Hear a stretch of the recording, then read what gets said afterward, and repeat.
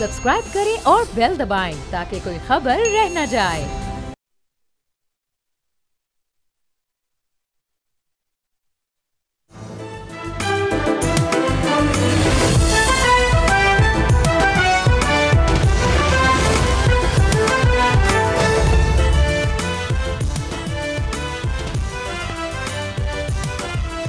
नाज़रीन, you're watching debate with Nadia Mirza. नाज़रीन, general फैज़ हमीद का मिलिट्री कोर्ट मार्शल कंप्लीट हुआ और उनको सज़ा भी हो गई। अब उसके बाद चारों तरफ से सवाल हो रहे हैं कि अगला नंबर किसका होगा। अगर हम हुकूमती सतह पर बात करें तो हुकूमती जो शख्सियात जो मीडिया पर आती हैं या प्रोग्राम्स में आती हैं तो वो डू मोर का मुतालबा करती हैं, लेकिन सवाल ये है कि वो डू मोर का मुतालबा किससे कर रही हैं। अगर कि वो जनरल बाजवा को भी चाहती हैं कि उनका भी एहतसाब हो, वो एहतसाब के दायरे में आए, तो फिर ये मामला तो यकीनन मिलिट्री कोर्ट्स में जाएगा या उनका कोर्ट मार्शल होगा, जिसके आसार बहुत ही कम नज़र आ रहे हैं। लेकिन दूसरी तरफ अगर मामला अदलिया का है तो कल हमारे प्रोग्राम में जब शाह खबर साहब थे, सीनियर लॉयर हैं, और उन्होंने कहा कि जो अदलिया में तो ऐसा कोई मैकेनिज़्म है ही नहीं कि पोस्ट रिटायरमेंट किसी की अकाउंटेबिलिटी हो, और अगर हुकूमत के पास कोई एविडेंस है कि किसी ने मिलकर किसी के साथ मिलकर उनकी हुकूमतें गिराई हैं या नवाज शरीफ साहब को नाअहल जो किया था, तो फिर ये तो हुकूमत पर ही बनता है कि वो इन पे केसेस करे और इसकी कार्रवाई करे। तो यहाँ पर सवाल ये कि हुकूमत ये मुतालबा किससे करी है। लेकिन अब एक और चीज़ है, वो ये कि जो एहतसाब का अमल है ये तवील तर होने जा रहा है। इसमें अदलिया भी आएगी, इसमें ये भी खबरें इधर उधर से सुनने को मिल रही हैं, और अंसार अब्बासी ने आज एक आर्टिकल भी लिखा है कि उसमें अदलिया भी आएगी, उसमें मीडिया से मुताल्लिक़ लोग भी आएंगे, उसमें सहाफ़ी भी आएंगे, उसमें ब्यूरोक्रेट्स भी आएंगे, और ये सिलसिला तवील होगा। बहुत अच्छी बात है हो, लेकिन अगर ट्रांसपेरेंसी हो। फैसल वाडा साहब ने भी एक लिस्ट दी है। फैसल वाडा साहब वैसे तो सेनेटर है, वो भी आज़ाद सेनेटर है, लेकिन साज है, जो कहते हैं वो हो भी जाता है। अच्छा, एक लिस्ट तो इन्होंने दे दी, और आज हमने देखा कि सिंध के साबिक गवर्नर इमरान इस्माइल साहब और मौलवी महमूद साहब की भी एक प्रेस कॉन्फ्रेंस, उसमें भी उन्होंने कुछ बातें की और एक इंतहाई मुफीद मशवरे पीटीआई को भी दिए। उसके साथ साथ मौलवी महमूद ने बड़ा कैटेगोरिकली कहा कि जिनके फैज़ से रवाबित है उनके लिए मुश्किलात हैं, और उसके साथ ही ये कहना भी ना भूले कि पीटीआई ने बहुत ज़्यादा फैज़ से फैज़याब हुई है। तो इसका मतलब ये है कि जो बात ये लोग कर रहे हैं कि जो पीटीआई है उसके लिए आगे मुश्किलात ही मुश्किलात है, तो यही सूरत हाल सामने होगी। इस वक्त हमारे साथ इमरान इस्माइल साहब बज़ाते खुद मौजूद भी हैं, former governor Sindh, senior politician, अब तो मैं इनको सीनियर पॉलिटिशियन ही कह सकती हूँ। अस्सलाम वालेकुम इमरान इस्माइल साहब। वालेकुम सलाम। आमिर ज़िया साहब हमारे साथ मौजूद हैं, सीनियर जर्नलिस्ट, और हमाद हसन साहब हैं, सीनियर पॉलिटिकल एनालिस्ट। बहुत बहुत शुक्रिया तीनों मेहमानों का प्रोग्राम में शामिल होने के लिए। इमरान इस्माइल साहब, मैंने आपकी प्रेस कॉन्फ्रेंस सुनी और उसके बाद मैंने एक एक्स पे पोस्ट भी की।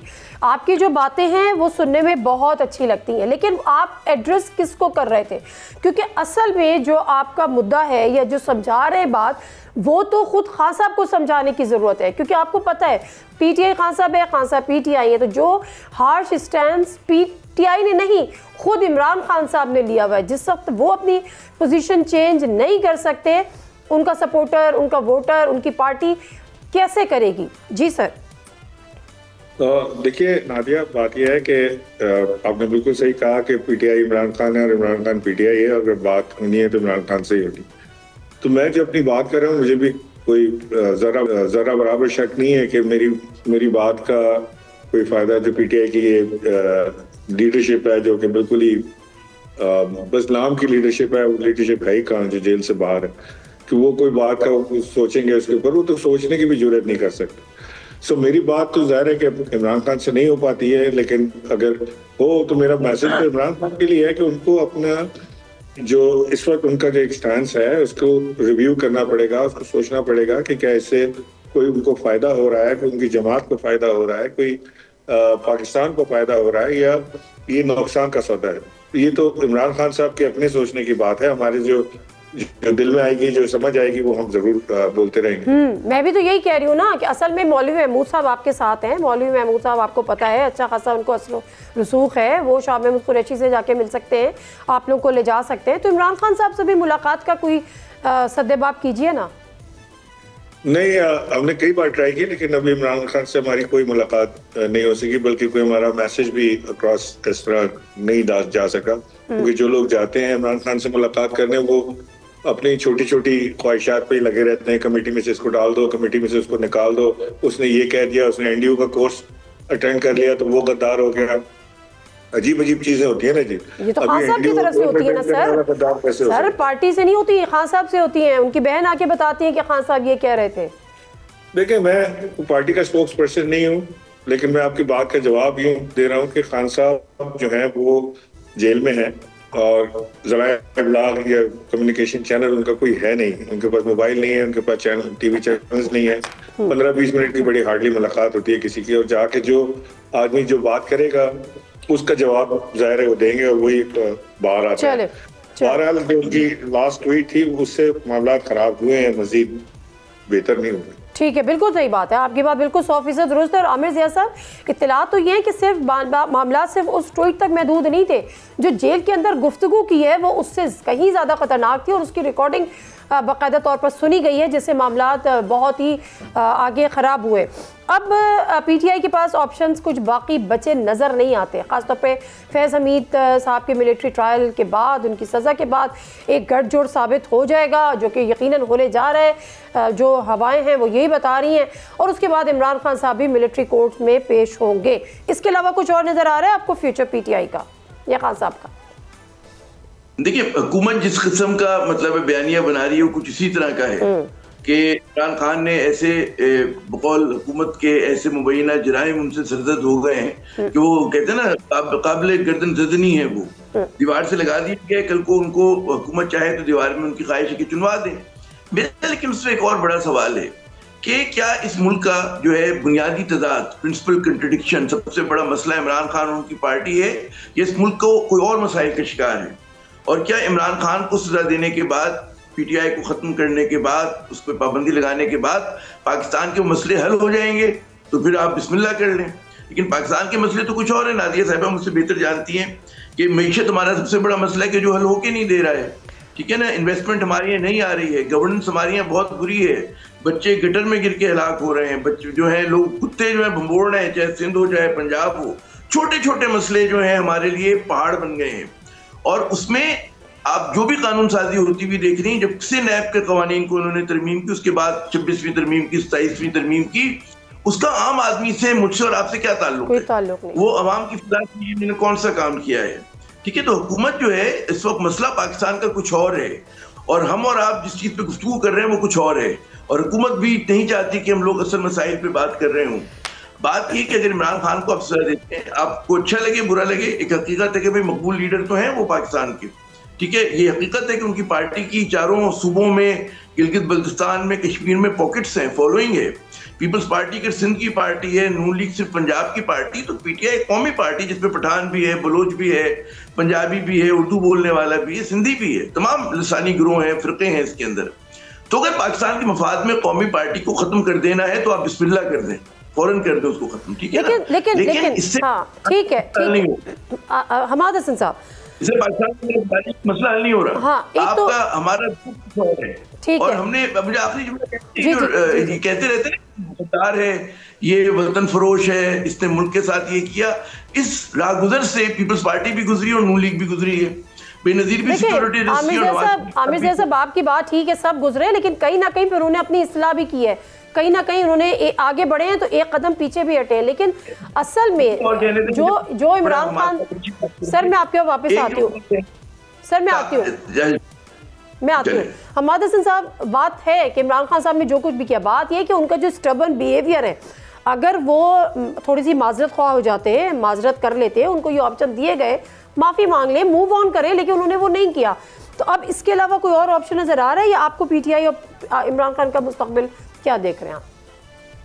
देखिए, ये कोई नई बात नहीं है कि इमरान खान का रवैया सख्त गिर है, गो कि एक अलग स्टाइल से वो बात कर रहे हैं, उनको बात करने का तरीका उस तरह नहीं आता और वो गालम गलोच पर उतर आते हैं, बदतहज़ीबी पर। लेकिन ये पहली बार नहीं हो रहा है। भुट्टो साहब जब फांसी घाट में थे तो क्या वो डट नहीं गए थे?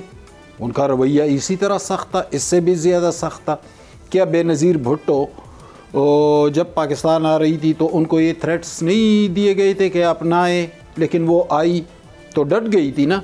जब नवाज़ शरीफ साहब थे तो जब उन पे पिस्टल रख दी गई थी तो क्या उन्होंने नहीं कहा था कि ओवर माई डेड बॉडी? और फिर जब उनको माजूल किया गया तो वो क्या जीटी रोड पे एक सख्त बयानिया लेकर नहीं निकले? यही बात कर रहा हूँ। देखिए, पीछे इमरान खान हटेंगे, लेकिन उनको कहाँ से स्पेस मिल रहा है? उनकी खैबर पुख्तनख्वा में हुकूमत है, वहाँ पर एक अहम मीटिंग होती है, वज़ीर आला को बुलाया नहीं जाता, मुंतखब वज़ीर आला है वो इधर अडियाला में आ जाते हैं, सारी रात बैठे रहते हैं और उनको मुलाकात की इजाज़त तक नहीं देती। इमरान खान पीछे हट जाएंगे, लेकिन आप एक एटमॉस्फेयर को तो क्रिएट करें ना। अच्छा। एक तरफा तौर पर इतना सख्तगीर रवैया हो, इमरान खान के रवैये या उनकी जमात के गालम गलोच की तायीद नहीं की जा सकती, वो इंतहाई गलत है। लेकिन रद्द अमल जब इतना सख्त हो जाए तो फिर जाहिर है वो इतने समझदार तो वो है नहीं, वो कोई बेनज़ीर भुट्टो की तरह कोई इंटेलेक्चुअल तो नहीं है कि वो मामलात को बहुत गहराई के साथ समझ पाएंगे। उनके अंदर नहीं है इतनी चीज़, जहानत उनके अंदर नहीं है, मकबूलियत उनके यहाँ है लेकिन जहानत नहीं है। अब आप उनको थोड़ा सा स्पेस दे दें। देखें, गद्दारियों से कभी सियासत ख़त्म हुई है? भुट्टो को गद्दार डिक्लेयर किया गया था, इमरान इस्माइल साहब बैठे हैं, जिस तरह ये एक अलग लाइन ले रहे हैं, इसी तरह भुट्टो दौर में बहुत सो ने लिए, हफीज़ पीरज़ादा और मुस्तफ़ा जतोई, किसी ने इमरान इस्माइल का हफीज़ पीरज़ादा से मिला नहीं, मैं वो नहीं कह रहा, लेकिन अपनी जुमात से बिल्कुल अपनी जुमात से अलग हुए हैं ना, अपनी जुमात से मुश्किल हालात की बात तो समझे, लाताल्लुकी कर दी। इसी जुमात ने गवर्नर सिंध बनाया था, इसी जुमात ने बहुत अहमियत दी थी, लेकिन मुश्किल हालात में तो वो जुमात से अलग हुए, ये तो एक हकीकत है। लेकिन इसका फ़ायदा कोई हुआ? हफीज़ पीरज़ादा ने Sindh Pukhtun Bloch national front बनाई थी, क्या कोई फ़ायदा हुआ था? मुस्तफ़ा जतोई ने नेशनल पीपल्स पार्टी बनाई थी, कोई फ़ायदा हुआ था? नवाज शरीफ के साथियों ने काफ लीग और क्या क्या बनाए थे, कोई फ़ायदा हुआ? परवेज़ खट्टर, बहुत सारे, कोई फ़ायदा नहीं होगा। लीडर इमरान खान है, इमरान खान के साथ बात करनी पड़ेगी। इमरान खान को आप इग्नोर नहीं कर सकते, ना आप उनको गद्दार डिक्लेयर कर सकते। ये गद्दारी का खेल बहुत पुराना हो चुका, आगे बढ़ना चाहिए। अच्छा, अब इमरान इस्माइल साहब, बात यह है कि आज मौलवी महमूद साहब जो आपके साथ बैठे हुए थे, वो कह रहे थे कि जो जनरल फैज़ से पीटीआई बड़ी फैज़याब हुई है, और जो पीटीआई जनरल फैज़ से फैज़याब है उनके लिए आगे मुश्किलात है। ज़रा उनके नाम बताना आप पसंद करेंगे, क्योंकि आप तो फाउंडिंग मेंबर्स में से हैं। क्या चल रहा था, कितना बड़ा स्ट्रॉन्ग नेक्सस था, और किस तरह से पीटीआई फैज़याब होती रही? और पोस्ट रिटायरमेंट की, मैं प्री रिटायरमेंट पोस्ट रिटायरमेंट दोनों बात बताएं। नहीं, पोस्ट रिटायरमेंट का तो मैं प्रिवी नहीं हूँ, बिकॉज तो बहुत दूर चले गए थे, हमारी बड़ी दूरियां हो गई थी, कोई वो नहीं। फौरन तो जेल नहीं गए थे ना सर? फौरन तो जेल नहीं गए थे ना? जेल नहीं गए थे, मैंने दूरियां हो गई थी। फैज साहब का कोई डायरेक्ट लिंक नहीं था पीटीआई से। अच्छा, एक सेकंड, मैं इसको, आप ये कह रहे हैं कि फैज साहब के रिटायर होने के बाद उनका पीटीआई से कोई लिंक नहीं रहा? जी नहीं रहा, डायरेक्ट लिंक नहीं था। मुझे नहीं पता कि कहीं से बातचीत चल रही हो तो, लेकिन मेरे थ्रू तो कोई लिंक नहीं था। मैं कराची होता था, वो इधर था, मुझे तो कोई नहीं पता कि वो कितना उनका ताल्लुक वास्ता रहा होगा कि नहीं रहा होगा। लेकिन जब हमारी हुकूमत थी तो हुकूमत में उनकी पूरी देखें ना, हमारी तो गवर्नमेंट ही नहीं बनती थी अगर ये फैज साहब और बाजवा साहब हमारा साथ ना देते। तो हम इलेक्शन जीत जरूर गए थे, पार्लियामेंट की सबसे बड़ी जमात बन गए थे, लेकिन गवर्नमेंट बनाने के लिए जो नंबर्स दरकार थे वो नंबर्स पूरे नहीं हो रहे थे। वो नंबर्स भी पूरे हुए, फिर हमारी हुकूमत भी बनी। जब हुकूमत बनी तो हुकूमत चलाने में भी फैज साहब का बड़ा अमल दखल रहा हमारे साथ, हुकूमत को खड़ा रखने में भी वो उनका किरदार रहा। तो वो चीजें तो सबके सामने है। अब वो जाती तौर पे कर रहे थे या एज इंस्टीट्यूशन वो ये काम कर रहे थे, किसी भी जमात को जो भी इख्तिदार में आती है, चाहे वो तहरीक इंसाफ की हो, PMLN हो, तो वो उसको तो एस्टेब्लिशमेंट की सपोर्ट की जरूरत पड़ती है। मुझे कोई एक वो तो बरसर इख्तिदार आने के बाद पड़ती है ना सर, लेकिन जो जहाज भर भर के आ रहे थे। नहीं नादिया, इतनी भोली तो आप भी नहीं है इख्तिदार में आने के लिए। बहुत भोली हूँ सर, लेकिन मेरी बात सुने ना, मैं बहुत बोली हूँ, मुझे आप थोड़ी देर के लिए बोला कंसीडर कर लें।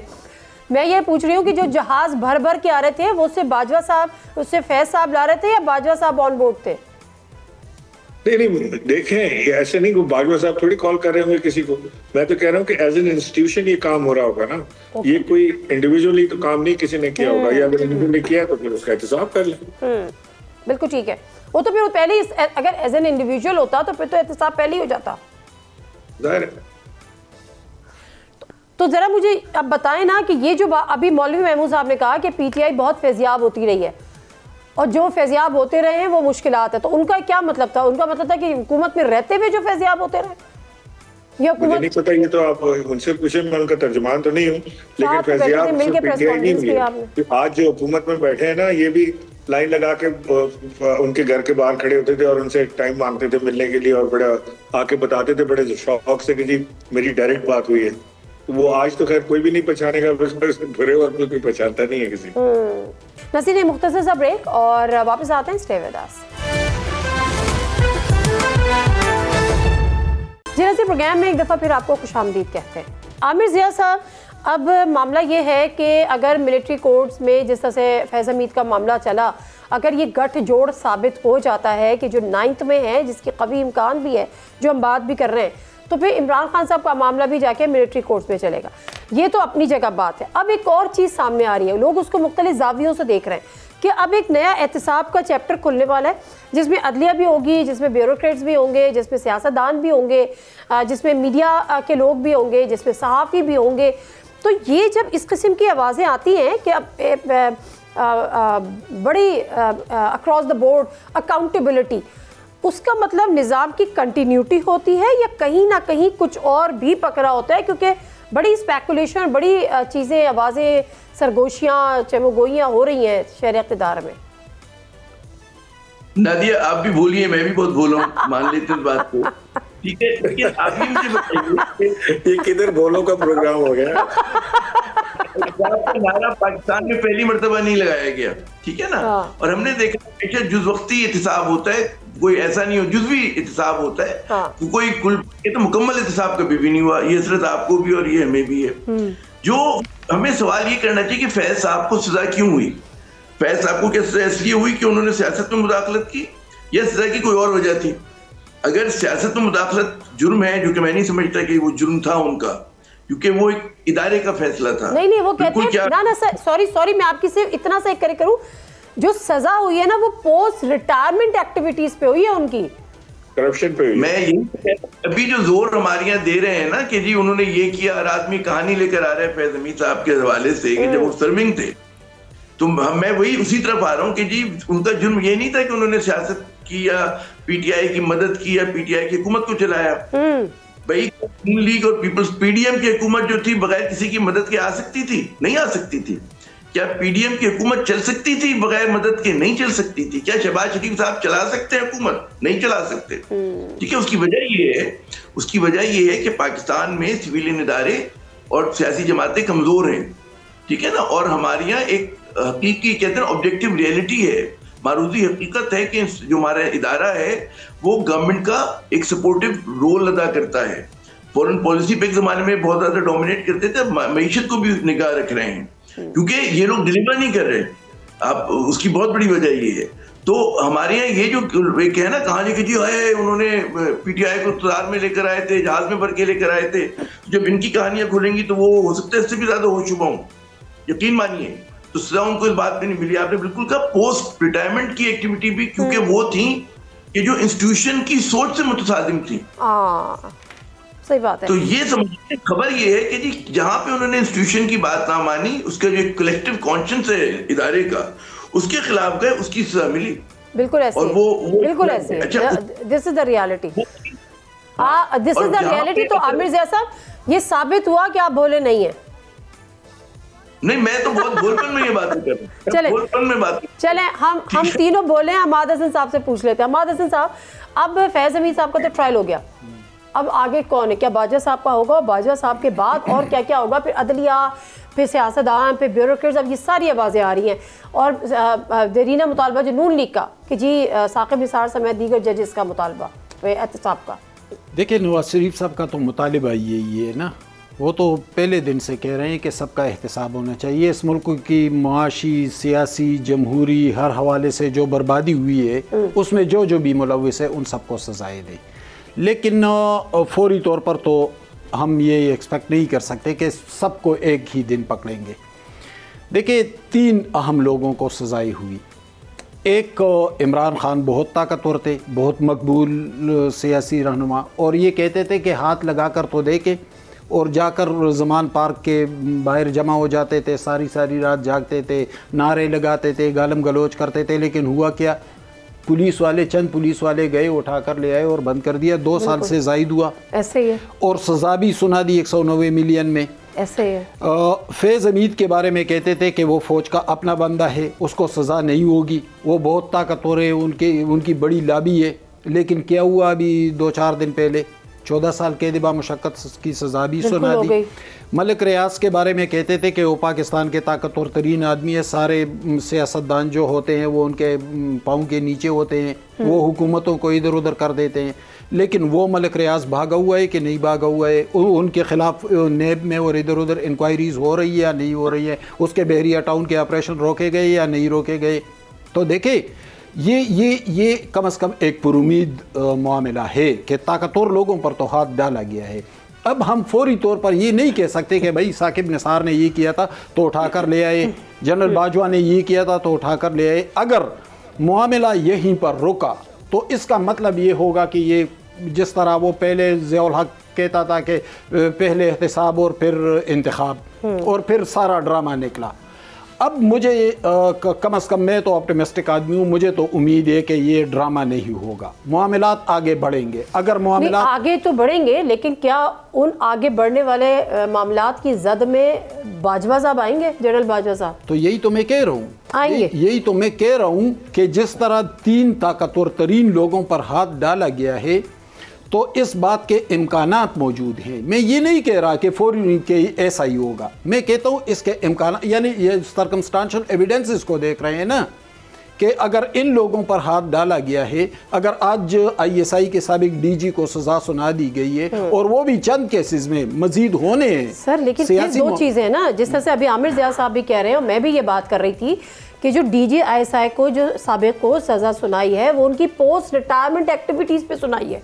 वो इदारे में रहते हुए अगर वो कोई पॉलिटिकल इंजीनियरिंग कर रहे थे, जो कि वो कर रहे थे, नून लीग खुद कहती है, उस पर कोई सज़ा नहीं सुनाई दी गई है। सज़ा हुई है वो टॉप सिटी का वाक़या 2017 का, जिसके बाद वो DGC थे, जिसके बाद उनको DGI भी बनाया गया, फिर उनको पेशावर कोर भी दी गई, फिर उनको बावलपुर कोर भी दी गई।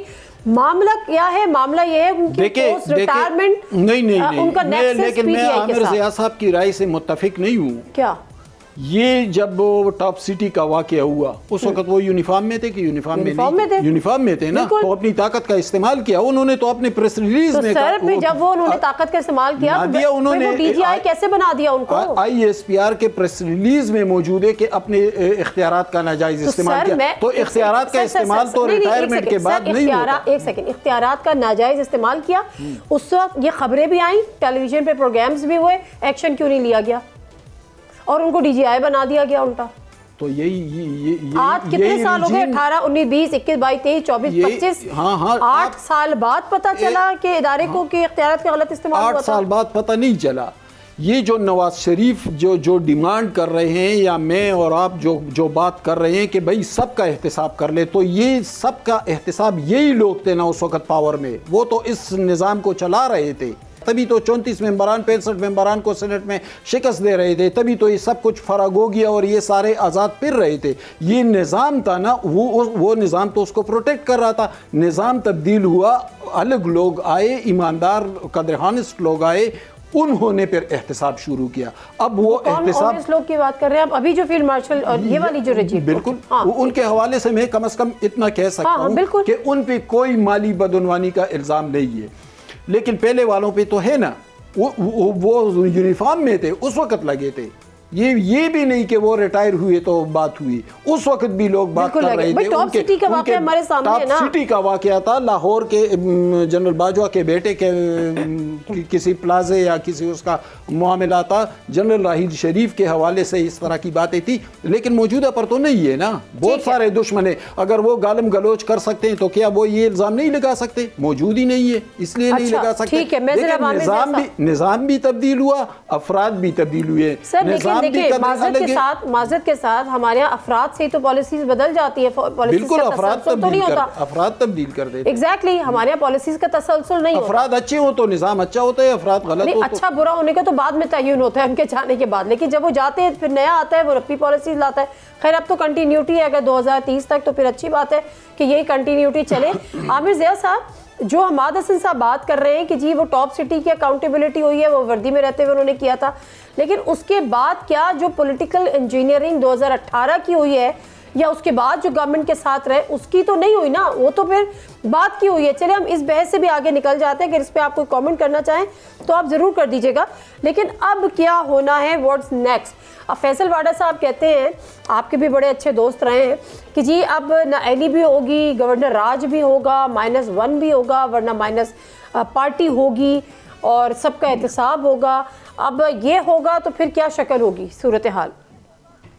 पहली बात ये कि टॉप सिटी का जो है वो तो एक प्योर एक्सटॉर्शन का, करप्शन का केस है ना, और वो मुदाखलत का केस नहीं है। वो जो उसमें लिखा हुआ था प्रेस रिलीज में टॉप सिटी का ज़ाहिर है कि एक हवाला दिया गया था, तो ये ज़ाहिर है कि वो मिसकंडक्ट था। लेकिन जो हम बात कर रहे थे कि सियासी मुदाखलत, जो हम जिस पैराई में मैं और आप बात कर रहे थे, वो ये थी कि जी जो उनकी सियासी सरगर्मियां थी उसके ऊपर उनकी अकाउंटेबिलिटी नहीं हुई है, ठीक है। फिर जो हुई है, जिन सियासी सरगर्मियों पे हुई है वो पोस्ट रिटायरमेंट की है। तो ये वजाहत करते हैं, हमें पता है कि उस प्रेस रिलीज में क्या था, कि उसमें टॉप सिटी का था और फिर बाकी चीजें कुछ एम्बिग्यूटी भी रखी हुई थी, और ये था कि जी मजीद चीजों के अंदर जो इन्वॉल्व होंगे वो उनके एग्जैक्टली वो है कि अभी जो सियासी इंतशार और सब कुछ, यानी वो 9 मई वाला केस, ये तो एक बात हो गई। चले अलग करते हैं। फिर फैसल वाडा साहब जो है बड़ी तारीखी शख्सियत है माशाल्लाह। फैसल वाडा साहब जो है वो नए शेख रशीद हैं। एक जमाने में शेख रशीद की पेशन गोइयां हुआ करती थी, याद करें आप, बिल्कुल ऐसे है ना। वाडा साहब हुआ करती थी जिनका इंतकाल हो गया, नए वाले की नहीं, पुराने की मैं बात कर रहा हूँ ना। तो अब ये उसी अपने आप को उन्होंने प्लेस कर दिया उसी पोजीशन के अंदर। तो ज़ाहिर हम और आप छोटे लोग हैं, हम कहाँ उनकी पेशगोइयों से सवालिया निशान कर सकते हैं। लेकिन मैं फिर अर्ज करूंगा कि आप एक मकबूल पार्टी के साथ जो है, अगर आप उसको दीवार में चुनवा देते हैं, खत्म कर देते हैं, तो उसके फॉल आउट क्या होगा? बस ये मेरा एक सवाल है, और ये सवाल हमारी इस्टेब्लिशमेंट के भी जहन में होगा। इतना आसान नहीं होता, बहुत सारी चीजें फिलर्स छोड़े जाते हैं। एक बात ये कि आप एक पार्टी को एक पॉजिटिव एनर्जी के तहत भी इस्तेमाल कर सकते हैं। आप उसको एक ब्रीदिंग स्पेस दें, जिनके पास ताकत और इख्तियार है, उनका एक पेंटेम एंगर है, उसको निकलने दें। उसके बाद आप एतमाद साजी करें, माहौल बनाएं, ताकि वो अपना ड्यू रोल अदा कर सकें। बिल्कुल देखें, जिस तरह आज इमरान खान को लोग माइनस कर रहे हैं, नवाज शरीफ भी माइनस हुए थे। और नवाज शरीफ साहब जो आज कहते हैं एहतसाब हो, तो बहुत सारे लोग कहेंगे उसी साथ में कि भाई आपका एहतसाब क्यों ना हो? आप में कौन से सोने के पर लगे हुए हैं कि आपका हर केस जो है खत्म हो जाता है। आपका जो है वो मतलब है साबका आर्मी चीफ के खिलाफ जो आपने किया था, जहाज लैंड नहीं होने दिया था, और मतलब है आपके ऊपर बदनवानी के बड़े बड़े मुकदमात थे आपके भाइयों पे, खानदान के ऊपर। तो क्या आप में कौन से आप में क्यों नहीं एहतसाब हो सकता? आपका भी होना चाहिए और होना चाहिए। नहीं, वो सियासतदानों की तो अभी बात ही नहीं कर रहे ना नवाज शरीफ साहब, वो तो बात कर रहे हैं अदलिया के अंदर जो इमरान खान प्रोजेक्ट में लोग शामिल थे और इनकी हुकूमत गिराने में शामिल थे। वो जो सूटकेसेस लेके जा रहे थे, जजों को खरीद फरोख्त कर रहे थे, वो कौन थे इनके दौर में? नाम लिए तो अदलिया को नहीं करप्ट किया गया था? क्या हमला नहीं हुआ था सुप्रीम कोर्ट के ऊपर? बात निकलेगी तो बड़ी दूर तक जाएगी। हाँ, तो बात तक तो क्यों नहीं जाएगी फिर? ये क्या ये होगा कि जी यहाँ पे आमिर साहब, इसी की कंटिन्यूटी में एक सवाल आपसे मैं और पूछ लूं, फिर मैं हमाद हसन साहब की तरफ जाऊंगी और इमरान, हो सकता बिल्कुल ठीक है, इमरान इस्माइल साहब से बात करूंगी। लेकिन एक इसी कंटिन्यूटी में एक सवाल, कल ख्वाजा आसिफ साहब ने एक प्रेस कॉन्फ्रेंस की, कल हमने उनका क्लिप भी चलाया था। उन्होंने कहा कि अभी भी ऐसे लोग मौजूद हैं जो इमरान खान को दोबारा वापस लाना चाहते हैं और वो फैज़ के लगाए हुए बीज हैं। इशारा किसकी तरफ था? क्या वो कुछ और इदारे के अंदर अभी भी ये बात कर रहे हैं? किधर की लेकर आ रहे हैं वो कोड़ी? दिल का खौफ बोल रहे हैं, इनके दिल का खौफ है। बात है कि इमरान खान की मोहब्बत में लोग नहीं चल रहे। लोग जो हैं, इनकी एक समझ में क्यों नहीं आ रहा कि दो खानदान या दो सियासी जमातों को 99 से तो मैं देख रहा हूँ। क्या आपने कहा कि जी द मोस्ट मुबैना तौर पे करप्ट जमाते हैं, पहले क्या क्या बयान यही लोग दिया करते थे ना, ठीक है ना। अब सोच लोगों के अंदर बैठी हुई है, लोग समझते हैं कि ये लोग जो हैं, इन्होंने पहले मुल्क की कौन सी खिदमत की, तो आगे जाके क्या कर लेंगे। तो उनको खौफ गालिब है कि जनाब होगा क्या। तो कोई ना कोई चैलेंज तो करेगा, इमरान नहीं करेगा तो कोई और करेगा। एक थर्ड फोर्स चाहिए आपको इस मुल्क में। नहीं, लेकिन बहुत सारे ख्वाजा आसिफ साहब का इशारा किसकी तरफ था? पार्टी को नहीं मानती, ठीक है ना, जो समझती है जी डायनेस्टिक पॉलिटिक्स नहीं होनी चाहिए, जो समझते हैं कि जनाब निकलना चाहिए दो खानदानों के शहर से पाकिस्तान की सियासत को, और pro people, middle class, working class politics, democracy होनी चाहिए। ये बहुत सारे पाकिस्तानियों की ख्वाहिश है, तो हम लोग तो नहीं मानते उस चीज को। तो वो कोई और थर्ड फोर्स निकलेगी, कोई और फोर्थ फोर्स निकलेगी। जमात इस्लामी को अल्लाह मियां तौफीक दे दे, कोई नया इमरान इस्माइल को नई पार्टी, नामुमकिनात में से, वो तो विकेट के दोनों तरफ खेल के खुश रहते हैं। हाँ, मैं तो बात करूं, मैंने कहा नादिया मिन्नत है बनाने वो पार्टी, हम आपको साथ आ जाएंगे। बात ये होती है, हमसे मुराद जो लोग इन दो बड़ी पार्टीज को रद्द करते हैं, जी जी, तो देयर इज अ नीड, कदम बढ़ाओ नादिम मिर्जा, हम आपके साथ हैं, और पीछे देखूंगी तो कोई नहीं है। और वफादारी भी नहीं बदलेंगे, वादा आपसे। चले जी, ये इमरान इस्माइल साहब वाला वादा तो नहीं है ना? नहीं, मेरा बड़ा पक्का वाला। कराची में हर तरह के लोग होते हैं, हाँ, है ना? सही बात है। अहमद हसन साहब, अब ये जो ख्वाजा आसिफ साहब किन अनासिर की निशानदेही करना चाह रहे थे, वो कह रहे हैं अभी भी ऐसे लोग हैं जो इमरान खान साहब को इन करना चाहते हैं, और वो फैज़ के लगाए हुए बीज हैं, कौन है, किधर पाए जाते हैं? ख्वाजा साहब वज़ीर दिफा है, वो उनका नाम ले लेना, उनके पास उनको नाम लेना होता तो फिर वो नाम ले चुके होते ना। देखे वो वज़ीर दिफा है, MI-ISI उनके अंडर है, क्योंकि वजारत उनके पास है, उनसे मालूमात लेके हमें भी बता दे कि ये कौन लोग हैं। वो बता सकते होते तो वो बता देते, उन्होंने तो सिर्फ इशारों कनायों में बात की है। अगर इशारों कनायों में वो बात कर रहे हैं, अपनी वजारत पर उनकी गिरफ्त नहीं है, तो फिर उन्हें वजारत का कोई हक नहीं है, फिर उनको हुकूमत चलाने का भी हक नहीं है, फिर छोड़ दें इसी हुकूमत को। अगर तो उनका कहते हैं हाइब्रिड निज़ाम है, और हम बड़ा अच्छा हाइब्रिड निज़ाम की एग्जांपल हमने सेट किया, और अगर ये पहले हो जाता तो फिर तो मामलात कभी अगर हाइब्रिड निज़ाम यहाँ तक है कि मुंतखब वज़ीर आज़म एक मुंतखब वज़ीर आला को 20 मिनट की मुलाकात की इजाज़त नहीं दे सकते, तो फिर ये हाइब्रिड निज़ाम नहीं है। हाइब्रिड निज़ाम में तो जॉइंटली मामलात को चलाना पड़ता है ना, मुश्तरका तौर पर, लेकिन फिर तो आप इश्तराक में शामिल ही नहीं है, फिर तो आप साइड पे हैं, फिर तो आप सिर्फ हुक्म के ग़ुलाम हैं, और ये हाइब्रिड निज़ाम नहीं है फिर। तो फिर आप इस हाइब्रिड निज़ाम का सिरे से हिस्सा ही नहीं है, फिर आप झूठ बोलते हैं कि हम इसका हिस्सा हैं। तो देखिए, लेकिन बहरहाल नदिया कुछ मामलात हैं। देखिए, ये मुल्क तो बहुत बर्बाद हो चुका, अदालती हवाले से, जमहूरी हवाले से, सियासी अनार की बहुत फैल गई, लेकिन क्या उसको पाटने की कोशिश की गई? अभी तक हमें मुआशी हवाले से कोई बड़ी कामयाबी नहीं हो रही कि पॉलिटिकल जमहूरी हवाले से हम भाग रहे हैं। जमहूरी हवाले से हमारी हालत ये कि 27वीं तरमीम जैसी चीज़ भी आ गई सामने। सियासी हवाले से हमारी ये पोजीशन है कि इस मुल्क के मकबूल सियासी रहनुमा जिनके एक सूबे में हुकूमत है, उनके हवाले से उनसे कोई मिल भी नहीं सकता। अच्छा, मैं वन लाइनर आपसे चाहूँगी आमिर ज़िया साहब, चलिए इमरान खान साहब से मिलने नहीं दिया जा रहा कि वो सियासी इंतशार फैलाएंगे और उनको इजाज़त नहीं है सियासी सरगर्मियों की, सियासी बातों करने की, बुशरा बीबी से क्यों नहीं मिलने दिया जा रहा? One liner sir. एक तो बुशरा बीबी को तो जेल में होना भी नहीं चाहिए था, क्योंकि कोई पब्लिक ऑफिस होल्डर तो नहीं थी। लेकिन मरीम नवाज भी तो थी सर, वो कौन सी पब्लिक ऑफिस होल्डर थी? मैं ये अर्ज कर रहा हूँ कि आप भाई अगर एक मशवरा दे रहा है, जिन लोगों को दे रहा है उनको पकड़े ना, आपके नॉन पब्लिक ऑफिस होल्डर की बात क्यों सुन रहे हैं? ठीक है, बात क्यों, मेरी नाकिस राय है, बाकी आपकी मर्जी। तो अकाउंटेबिलिटी करें, इमरान खान से कहें आपने कैसे लॉ किया अपनी बेगम को सरकारी कामों के अंदर जो है कार्य सरकार में मुदाखलत नहीं होनी चाहिए। बिल्कुल बिल्कुल बिल्कुल, बहुत शुक्रिया। मुझे को भी नहीं होनी चाहिए, बिल्कुल नहीं होनी चाहिए। आमिर साहब बहुत शुक्रिया, इस्माइल साहब का भी शुक्रिया अदा करूंगी, और अहमद हसन साहब का भी। और बात यही है कि जिस तरह इमरान इस्माइल साहब भी कह रहे थे कि हमें तवज्जो अब देने की ज़रूरत है, बेहतरी की राह निकालने की ज़रूरत है, जिसके आसार अब नज़र नहीं आ रहे। मामलात ये है कि वो किसको एड्रेस कर रहे हैं प्रेस कॉन्फ्रेंस करके, जिनको एड्रेस करना है उससे कुछ हासिल नहीं होना। अगर कुछ हासिल करना है तो ये बातें जाएँ और इमरान खान साहब को समझाएं। प्रोग्राम से दीजिए नादिम मिर्ज़ा को इजाज़त, अल्लाह हाफ़िज़।